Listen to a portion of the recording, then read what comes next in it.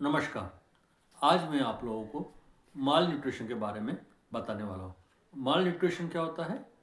यह वह समस्या है जिसमें कि किसी भी व्यक्ति को कार्बोहाइड्रेट, मिनरल्स, प्रोटीन, विटामिन्स और भी चीज़ों की जो रिक्वायरमेंट होती है, फैट्स वगैरह, जो उसको नहीं मिल पाता है, जिसके कारण कि उसका फिजिकल और मेंटल डेवलपमेंट नहीं हो पाता है या प्रॉपर तरीके से नहीं हो पाता है, वो माल न्यूट्रिशन या कुपोषण का शिकार होता है।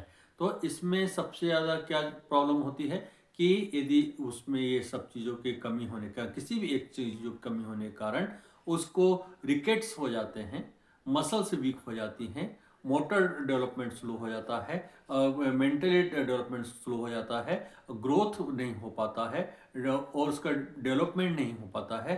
तो उसके कारण उसको कॉग्निशन प्रॉब्लम होता है, उसका विजन प्रॉब्लम हो सकता है, मोटर प्रॉब्लम हो सकती है, हेयरिंग प्रॉब्लम हो सकती है, ऑर्गन्स वीक हो सकते हैं, ये और बॉडी पार्ट्स वीक हो जाते हैं। ये बहुत सारी प्रॉब्लम्स होती हैं। तो जिसके कारण कि हमारे जो बच्चे हैं उनको सबसे ज़्यादा समस्याएं होती हैं। तो ये वीडियो मैं इसलिए बना रहा हूँ कि हमारे इस प्रकार के बच्चों को यदि आप आइडेंटिफाई कर पाते हैं और उनका किसी प्रकार से मेंटली या फिजिकली डेवलपमेंट में प्रॉब्लम होती है, तो हमें सबसे पहले पीडियाट्रिक्स से या रिलेटेड प्रोफेशनल से हमें कंसर्न करना बहुत ज़रूरी होता है, मेडिकल प्रैक्टिशनर से कंसर्न करना बहुत ज़्यादा ज़रूरी होता है, जिसके कारण कि उसके ये सब चीज़ों को, हेल्थ को प्रॉपर तरीके से मैनेज करके उसको फिजिकल और मेंटली डेवलपमेंट किया जा सके। तो ये हमारे लिए बहुत ज़्यादा ज़रूरी है। तो इसमें सबसे मुश्किलें क्या होती हैं कि इंटेलेक्चुअल डिसऑर्डर होने के सबसे ज़्यादा चांसेस होते हैं।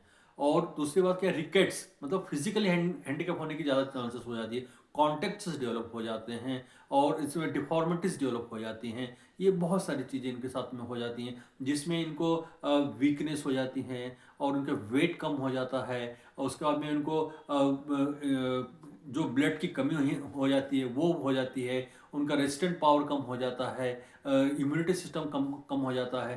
तो जिसके कारण उनको मेजर डिजीज होने की संभावना होती है, इन्फेक्शंस होने के चांसेस बन जाते हैं। ये बहुत ज़्यादा दिक्कतें होती हैं।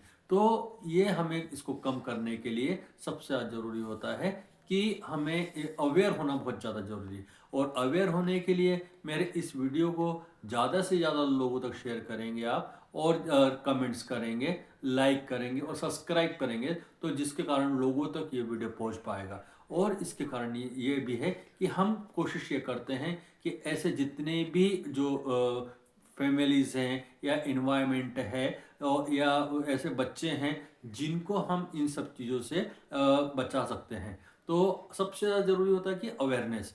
तो अवेयरनेस करने के लिए हमें ये ज़्यादा ज़रूरी है। तो हमें ये देखना है कि कोई भी यदि शिशु या इन्फेंट बेबी उस यदि बर्थ होता है तो उसका वेट कैसा है, वेट बहुत ज़्यादा ज़रूरी है। बहुत वीक तो नहीं है, उसका इम्यून सिस्टम कैसा है, या उसको किसी प्रकार का कोई प्रॉब्लम तो नहीं है। कई बार इन लोगों को ऑर्गन्स वीक हो जाते हैं, जिसके कारण इनको प्रॉपर तरीके से डाइजेस्ट नहीं हो पाता है, लूज मोशन लग जाते हैं, कई बार वोमिट करने लगते हैं, फ्रिक्वेंटली वोमिट करने लगते हैं, सीजर्स आने लगते हैं, ये बहुत सारी चीज़ें इनको होने लगते हैं। तो इनका हमें बहुत ध्यान रखना पड़ता है। तो हमें सबसे ज़्यादा ज़रूरी ये है कि ऐसे बच्चों को हमें यदि देखभाल हो जाती है या उनका केयर हो जाता है, तो उनमें होने वाली प्रॉब्लम्स, डिफॉर्मिटीज, कॉन्टेक्चर्स, डिसेबिलिटीज, इम्पेयरमेंट, इन सब चीज़ों से हम लोग रोक सकते हैं और उनको मेन स्ट्रीम में ला सकते हैं। और हम उनको सोसाइटी के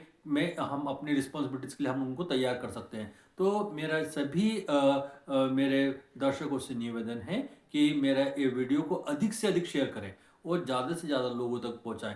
और इन बच्चों के लिए सबसे ज़्यादा ज़रूरी होता है कि पीडियाट्रिक डॉक्टर, चाइल्ड स्पेशलिस्ट कहते हैं हम लोग, शिशु रोग विशेषज्ञ कहते हैं, उनके से संपर्क करना चाहिए, डाइटिशियन से संपर्क करना चाहिए, रिहेबिलिटेशन प्रोफेशनल से संपर्क करना चाहिए। जो भी रिक्वायरमेंट है बच्चे को, उन सब चीज़ें, स्पेशल एजुकेटर सबसे बड़ा रोल होता है उसका, सब वो है कि वो पेरेंट्स को भी अवेयर कर सकता है, बच्चे को भी ट्रेंड कर सकता है, सोसाइटी को अवेयर कर सकता है और अधिक से अधिक एजुकेट कर सकता है, तो हम ये कोशिश करें कि ज़्यादा से ज़्यादा इन लोगों से कंसर्न करें, और हमारे पास में ऐसे सोसाइटी में, फैमिली में कहीं पर भी इस तरह के बच्चे या व्यक्ति दिखते हैं तो उनको हम लोग ज़्यादा से ज़्यादा फैसिलिटी पहुँच देने की कोशिश करें, फैसिलिटेट करने की कोशिश करें, और मेडिकल रिक्वायरमेंट है वो हमें उनको देने की कोशिश करेंगे। बहुत बहुत धन्यवाद। नमस्कार।